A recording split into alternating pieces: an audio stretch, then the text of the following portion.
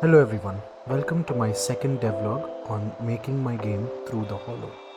In this devlog, you'll actually see me developing my game rather than just doing the art and creating the game design document. Originally, I was planning on using C++ and SFML to make my game, but given how complicated it would be to implement certain audio and visual features, I decided to go with using a game engine. Now, obviously, I have several options in choosing a game engine. I chose to go with Godot for no particular reason other than that it works very well with my development environment, that is Arch Linux. Now, originally, I was planning on making it entirely 2D, but thinking on what I want the game to be and how I plan on making the game, I found that it would be better to use a 2.5D or HD2D like art style for the game. So my original inspiration is from Octopath Traveler. I really like that game. I've played it a little bit and I've seen a lot of gameplay and I really liked it. As you can see in the video, right now I'm just configuring a basic character controller, just getting the simple movements of walking and running and basic movements. It took me a long time to figure out exactly how to do this. Obviously, I knew a little bit about what Godot is, I knew some GD script, and I didn't really know a lot about sprites and 2D games in Godot.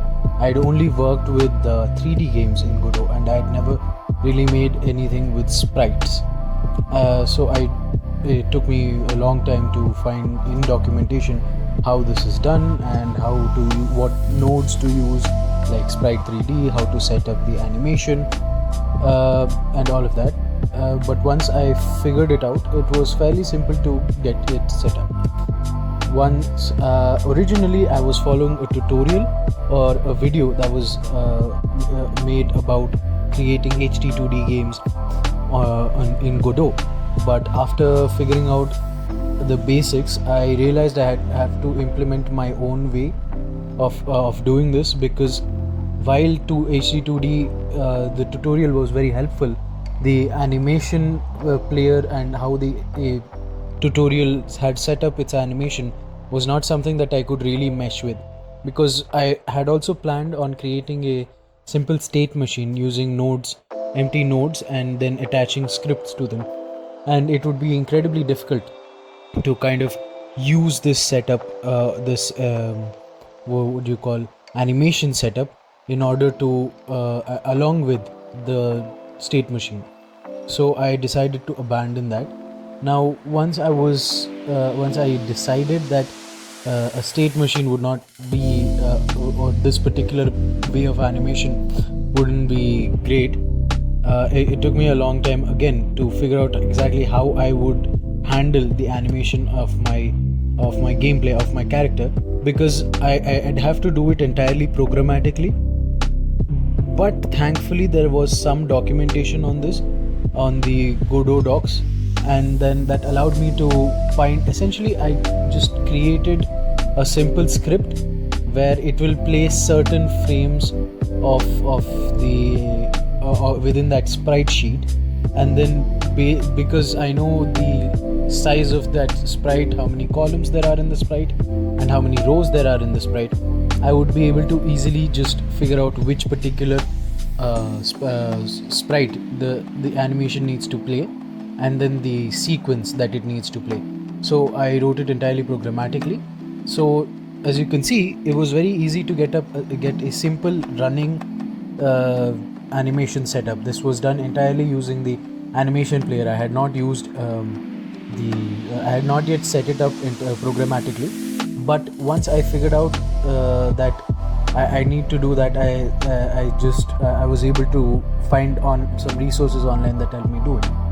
In addition to that, I'd actually also began using grid maps. Why grid maps? Because they made it easier for me to build levels, at least the basic levels, instead of directly going into Blender and trying to figure out how I want my level layout to be, because that's all secondary, if not tertiary even right now. So I was just planning on setting up my game and just setting up the basic movement. It took me a while to figure out how to get the camera controls to work properly, because for whatever reason I had not enabled Y billboard on the Sprite 3D node. I did not know that that was the reason why every time I moved my camera to the right or left, the character just looked like a single line, or in fact the character disappeared entirely, because it's a 2D image. So when you're looking at it from the side, you just see a line or nothing. In this case it was nothing. But once I figured out that that was the reason, I enabled the Y billboard, and then the character then started following the mouse pretty well. Once I finished doing that, I had to again entirely redo the animation setup, and then here I'm trying to set up the idle animation, and I was planning on changing the sprite sheet that was being used every single time in the program, instead of and then setting up the animation players here. But however, it felt like it was too complicated, so I decided to just go with this. As you can see here in the program, I described essentially I created a dictionary that had the number of columns, number of rows, and the location of the sprite sheet, that allowed me to just simply just define what I want, what sprite I want to be shown at what point.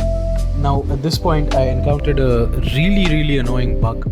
So essentially every time the player entered the game, the player was automatically in the running animation.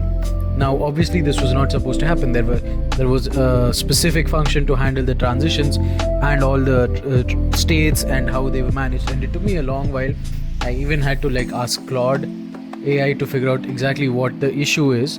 Eventually I figured out that because the sprite sheet that I had been using for the basic animation, or inside the Sprite 3D node, was the running animation instead of the idle animation, which was supposed to be the default animation. It initially, on initialization, played the running animation automatically. So once I just changed that sprite source to the idle sprite sheet, I was able to get it to work. Now after this, finally once I had gotten it working, came the really boring part, where I had to sit and refactor a bunch of code, because now that I just set up the simple animation movements, right, and I also deleted the animation player because I no longer needed that node. I was doing entirely through the player.gd script, and so at this point I was just trying to figure out what the issue is and fix it.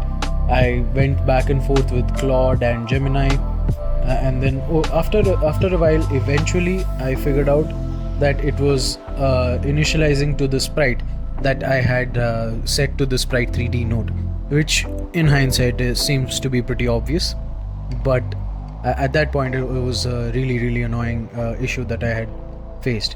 Anyway, once I got it to work, now I had to refactor my entire code, because like I said before, I wanted to set up a state machine, because in each state I want certain interactions to happen. In this game, you are a mage character, so essentially you would have 4 spells to work with. Because it's more of a story heavy game rather than an action RPG, I prefer to have just 4 spells and 4 attacks, and it only depends on how the user is able to use those spells and move forward. The goal is not to hold the player back, but the goal is to get the player to get through all of the different stages of the game. So because I know that each state has to, for example, the idle state means I should not be interacting with let's say enemies. If I am in the idle state and I am outside a specific radius, then I do not want the enemies to interact with me. I do not want them to follow me. But if I am in the running state, I encountered some enemy and then I am also still in the running state, that means I'm running away from the enemy. So at that point I need to understand that I need to set it so that the enemy's pathfinding algorithm will still go all the way up to the last known location of the player, and then if the player is in that radius at that point, it will continue to follow them. Similarly, for each spell, every time a spell was used, I need some assets like some kind of VFX to play. Once I was done with setting it up, I just created a simple script where for each spell it would spawn a different type of mesh and just play the animation that goes along with it. Here you can see the end or to the point which the gameplay of how far I've come. Now we can see the gameplay. We can see that all the animations are smoothly transitioning. There's still a little bit of a jitter when I transition from the jump to running state. I will handle that in the next devlog.